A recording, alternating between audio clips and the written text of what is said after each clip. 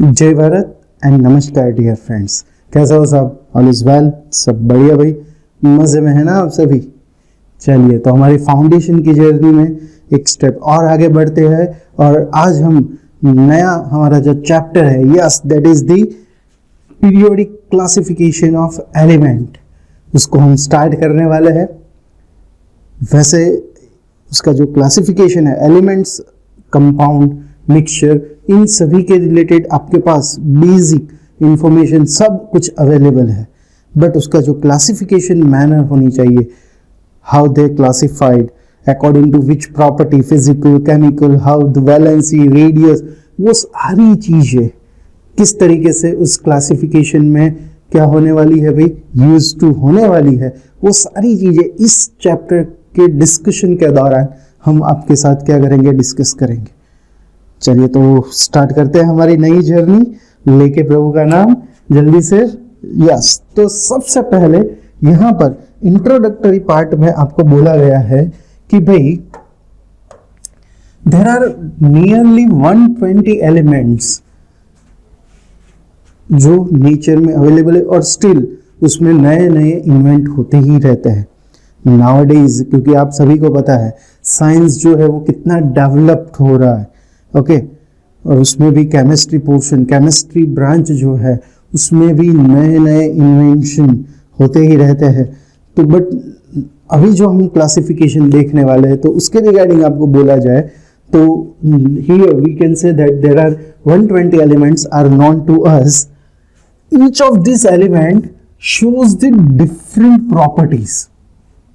Each of that 120 सभी की properties में क्या होगा भाई, थोड़ा थोड़ा चेंजेस होगा due to different kind of atom constituting them. उसके अंदर के जो एटम्स है वो सभी में डिफरेंस है भाई। और उसमें एटम्स कौन से रहते हैं एलिमेंट्स में? हाँ, न्यूक्लियस और उसके सराउंडिंग गर्भे में कौन घूमते हैं भाई? इलेक्ट्रॉन। हाँ, नवरात्रि की बार अभी देर है। ओके, तो न्यूक्लियस एंड इलेक्ट्रॉन, और न्यूक्लियस में भी ये जो प्रोटॉन और नंबर ऑफ न्यूट्रॉन्स। ओके, तो वो भी यहाँ सभी के लिए क्या होंगे, डिफरेंट डिफरेंट होंगे। ओके, दूसरी बात आगे बढ़े, this have very different type of properties and form millions of compound. भाई उसकी प्रॉपर्टीज तो डिफरेंट टाइप्स है भाई सभी की, बट वो एक दूसरे के साथ element they are combined together and make millions of compound. क्योंकि आपको पता है एलिमेंट्स 120 है तो उसका जो कॉम्बिनेशन होगा, मैथ्स आप अप्लाई कर दो, परम्यूटेशन एंड कॉम्बिनेशन, तो ये 120 एलिमेंट्स एक दूसरे के साथ जुड़ के किसी ना किसी तरीके से और ढेर सारे कंपाउंड क्या कर सकते हैं, जनरेट कर सकते हैं यहाँ पर। तो उस सारे कंपाउंड के रिलेटेड कुछ तो हमें पता होना चाहिए ना भाई, वो कंपाउंड कैसा है, उसकी कैरेक्टरिस्टिक्स क्या है, उसका स्ट्रक्चर कैसा होगा, या उसका कॉन्फ़िगरेशन कैसा होगा, एटम्स का डिस्ट्रीब्यूशन कैसे होगा, सभी चीजें इन शॉर्ट। तो ये जो टास्क है ना भाई वो बहुत डिफिकल्ट होने वाला है। और ये सारी मैं जो बात कर रहा हूँ, हाँ, 16th सेंचुरी 17th सेंचुरी की, कि जब ये सारे एलिमेंट्स जो है वो धीरे धीरे क्या हो रहे थे, इन्वेंट हो रहे थे। अभी नाउअडेज 120 बोले तो उस वक्त अभी नए नए इन्वेंट हो रहे, तो तब भी उसके साथ दूसरे एलिमेंट का कोरिलेशन ढूंढना, उसके साथ उसको मैच करना, वो भी बहुत ही टिपिकल क्या थी, कंडीशन थी भाई। चलिए, is it therefore impossible to remember the properties of each of element and its compound? कि भाई ड्यू टू दिस थिंग, हाँ, इतने सारे एलिमेंट, इतने सारे कंपाउंड, तो इन सभी की वजह से उसकी जो प्रॉपर्टीज है वो इम्पॉसिबल थी क्या करनी भाई, मेमोराइज करनी, रिमेंबर रखनी। The scientist found it difficult to organize all of that was known about the element. कि भाई एलिमेंट के रिगार्डिंग उसको जितना भी पता था, जितना भी, तो उसको एक वेल फॉर्म में ऑर्गेनाइज तो करना पड़ेगा ना भाई, है? Otherwise how you differentiate the elements to each other. तो उसको एक पर्टिकुलर मैनर में क्या करना होता है, ऑर्गेनाइज करना, डिफरेंशिएट करना पड़ता है। तो वो कैसे किया जाए, वो साइंटिस्ट के लिए क्या था भाई, सबसे बड़ी बेजामारी थी। चलिए, they started looking for some pattern, कि भाई ये सारे एलिमेंट है, उसका कुछ तो गड़बड़ है या नहीं, उसका कुछ ना कुछ रिलेशन है दूसरे एलिमेंट के साथ, ऐसा चेक करने में कि एक पर्टिकुलर पैटर्न जनरेट की जाए। जैसे आप मैथ्स में सीरीज पढ़ते हो ना, टेस्ट या मैथ सीरीज नहीं, मैथ्स की सीरीज में बोल रहा हूं, जैसे कि 2 4 6 8 1 3 5 7, तो ये सारे नंबर के बीच का जो डिफरेंस है वो कैसा है भाई, हाँ समझ रहे हो, फॉर द एग्जाम्पल। तो वैसे ही यहाँ जितने भी एलिमेंट्स है उसका किसी दूसरे एलिमेंट के साथ, दूसरे का तीसरे के साथ ऐसा कुछ कोरिलेशन कर सकते हैं, ऐसा सोचना था। On the basis which they could study such a large number of elements and their compounds, कि भाई वो पैटर्न मान लो कुछ पता चल जाए तो उसकी यूज करके, उसको इस्तेमाल करके हम ये सारे एलिमेंट्स जो है, कंपाउंड जो है, उसके बीच का क्या कुछ रिलेशन ढूंढ पाए। तो वो पैटर्न ढूंढने में क्या थे, सब लगे पड़े थे भाई।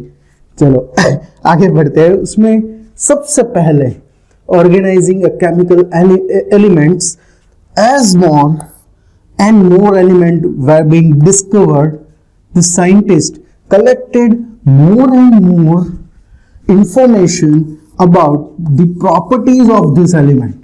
क्योंकि जैसे ही नए नए एलिमेंट्स क्या होते गए, इन्वेंट होते गए, तो उसकी जितनी भी प्रॉपर्टीज है उसको पहले वो क्या करते गए, प्रॉपरली सभी की जितने भी थे उन सभी की प्रॉपर्टीज को क्या करते गए, इंफॉर्मेशन कलेक्ट करते गए। भाई चलो सपोज सोडियम मिला, क्लोरीन मिला, ऑक्सीजन मिला, तो उन सभी की पर्टिकुलर प्रॉपर्टीज क्या होगी, केमिकल है, फिजिकल है, जो भी है।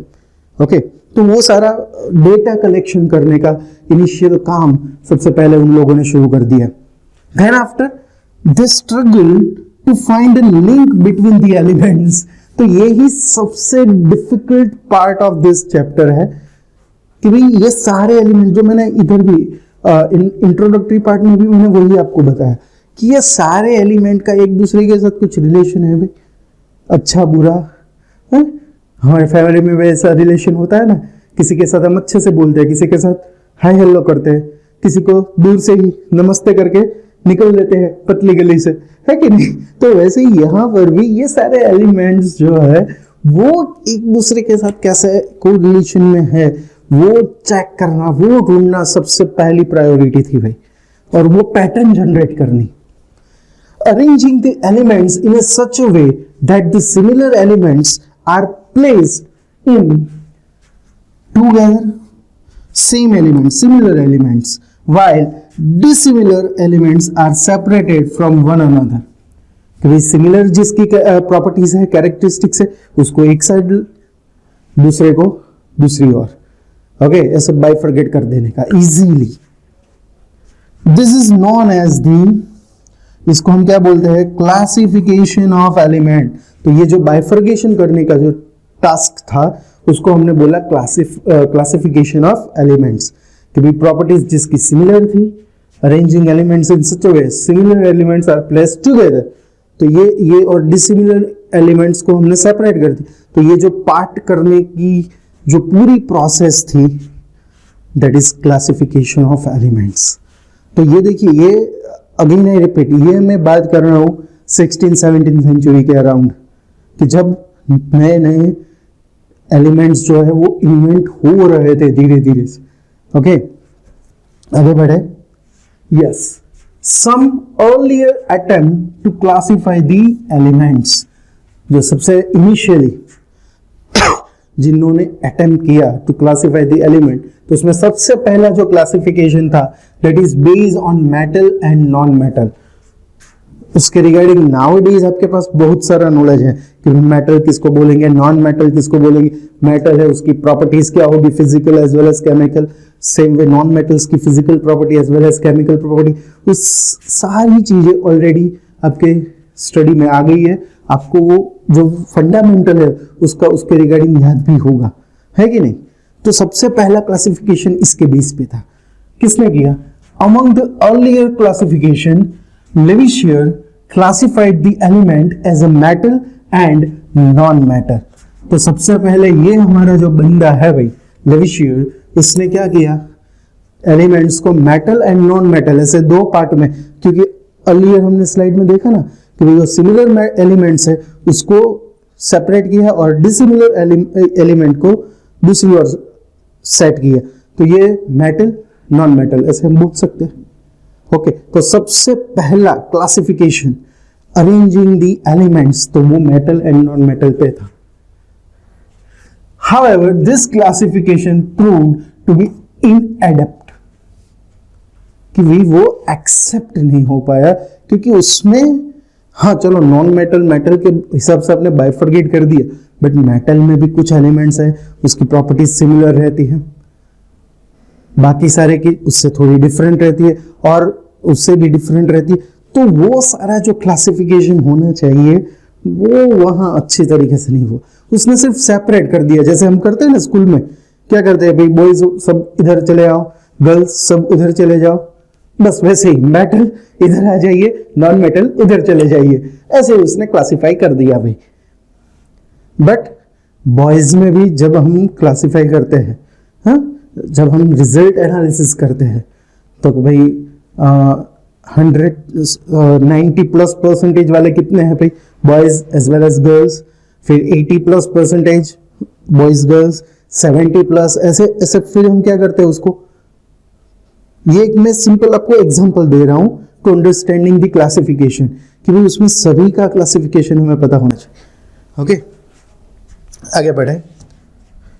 Now then the second attempt that is Dobereiner. Doberman नहीं है भाई, कुछ लोग तो शायद हंसने लग गए होंगे, है ये, इसने ट्राइड्स, आप मैथ्स में पाइथागोरस थ्योरम स्टडी किया है, याद है, चलो बढ़िया है।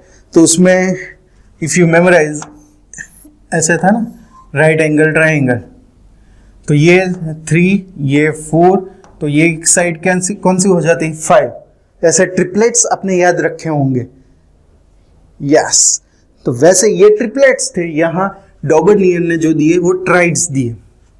उसने 3-3 एलिमेंट्स को क्या किया, बाइफरगेट किया, सेपरेट आउट किया, 3-3 का बंच बना दिया। जैसे यहां एक बंच बन गया ना 3 4 5, वैसे आपने बहुत सारी याद की होगी। हाँ, अभी पूरा एग्जांपल मैंने एक लिखी है। ओके, तो क्या किया, in the year of 1817 डॉबर्नियर, a German scientist, tried to arrange the elements with similar properties into group, कि भाई जिस एलिमेंट की सिमिलर प्रॉपर्टीज है उसका एक पर्टिकुलर ग्रुप बना दिया। कौन से ग्रुप है, एग्जांपल लेंगे, डिटेल में आपको पता चलेगा, बट प्रॉपर्टीज के हिसाब से ग्रुप बनाया कि भाई मेटल तो उसका ग्रुप, नॉन मेटल उसका ग्रुप, हेलोजन है उसका ग्रुप, उस हिसाब से he classified the element into group of 3 elements। ये ग्रुप में कितने एलिमेंट होने चाहिए भाई, 3, जैसे यहां ट्रिपलेट्स थी वैसे यहां 3 एलिमेंट्स है भाई, call triads. डॉबर्नियर shows that the element in triads had a similar properties and the atomic mass of middle element is approximately equal to the average of atomic mass of 2 elements। Example लेते हैं, जैसे यहां first group दिया है lithium, sodium, potassium, lithium Li, sodium Na और potassium K। चलिए lithium है, उसका जो एटॉमिक मास रहेगा वो 6.9 या नियरली आप 7 ले लीजिए, इसका रहेगा सोडियम का 23 और पोटेशियम का जो रहेगा दैट इज 39, ऐसे रहेगा। ओके, अब मैं क्या करता हूं, लिथियम और पोटेशियम का जो एटॉमिक मास है उसकी मैं एवरेज निकाल रहा हूं। तो चलिए लिथियम प्लस पोटेशियम एवरेज के लिए डिवाइड बाई 2 कर देते हैं, चलो जल्दी से 6.9 7 ले लिया प्लस 39 डिवाइडेड बाय 2, तो इसको आप सिंप्लीफाई कर दोगे आपको मिलेगा 22.95, that is near equal to which one, that is near equal to 23। समझ में आई बात? चलो अब ये स्टेटमेंट वापस मैं दोहराता हूं। The atomic mass of middle elements, यानी कि ये सोडियम, इधर हम सोडियम की बात कर रहे हैं, is approximately equal to the average of atomic masses of other two elements. तो अदर टू यानी कि लिथियम और पोटेशियम, उन दोनों का एवरेज कौन मिलेगा? सोडियम। समझ में आई बात? पक्का? तो ये उसका फर्स्ट ट्राइड्स था, जैसे ये फर्स्ट ट्रिपलेट वैसे ये फर्स्ट ट्राइड। उसमें कौन से लिए? Lithium, sodium, potassium. ये सारे कौन है भाई? मेटल्स है। सारे कौन से है भाई? मेटल्स है। इसकी प्रॉपर्टीज, दे आर मेटल्स। इसकी लास्ट इलेक्ट्रॉन वैलेंसी जो है वो एक इलेक्ट्रॉन है, 1 इलेक्ट्रॉन, सॉरी, इन आउटर मोस्ट ऑर्बिट। सभी एलिमेंट्स में आप देख लेंगे तो आउटर मोस्ट ऑर्बिट में एक ही इलेक्ट्रॉन आपको मिलेगा। समझ में आ रहा है? तो ये सारे मेटल्स है, लास्ट ऑर्बिट में 1 इलेक्ट्रॉन्स है। तो ये पूरे एक ग्रुप बना दिया, जैसे बताया कि ग्रुप ऑफ 3 एलिमेंट्स। क्लियर है भाई? पक्का? और दो दूसरे ग्रुप उसने जो बनाया उसकी डिस्कशन करते हैं। तो सेकेंड ग्रुप में आपको बताया है कैल्शियम, स्ट्रोंटियम एंड बेरियम। इसको हम रिप्रेजेंट करेंगे Ca,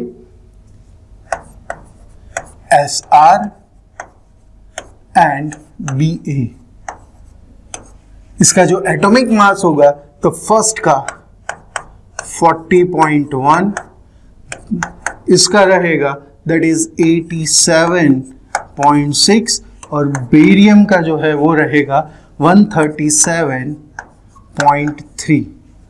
ओके, तो यहां पर भी आप क्या कर सकते हो, ये बेरियम और कैल्शियम के जो एटॉमिक मास है उसकी आप क्या निकाल लीजिए भाई, एवरेज निकाल लेते हैं। तो वो एवरेज आपको कितनी मिलेगी? नियरली वो 88 पॉइंट समथिंग मिल रही है। तो वो 87.6 के क्या है? नियर इक्वल टू है, वी कैन से दैट।